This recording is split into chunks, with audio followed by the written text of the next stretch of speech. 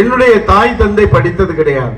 நான் படித்திருக்கிறேன், பட்டம் பெற்றிருக்கிறேன் என்றால் அதற்கு தமிழ்நாட்டில் ஏற்பட்ட கல்வி புரட்சி. தடுக்கி விழுந்தால் தொடக்கப்பள்ளி, கொஞ்சம் நடந்தால் அரசு உயர்நிலைப்பள்ளி, அதை தாண்டினால் அரசு மேல்நிலைப்பள்ளி, அருகிலே கல்லூரிகள், பல்கலைக்கழகங்கள், நிகர்நிலை பல்கலைக்கழகங்கள் என்று கல்விக்கான கட்டமைப்பு பெற்றிருக்கின்ற ஒரே மாநிலம் தமிழ்நாடு. அந்த கல்வியால் நாம் இன்றைக்கு சிறந்து வருகிறோம்.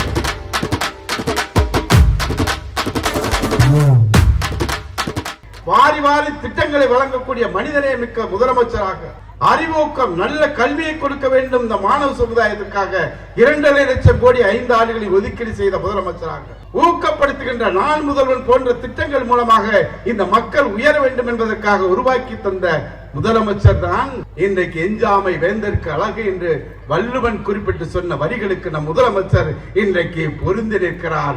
அப்படிப்பட்ட தமிழ்நாடு முதலமைச்சர் கண்டிப்பாக உங்கள் பயணம் வெற்றியடையும்.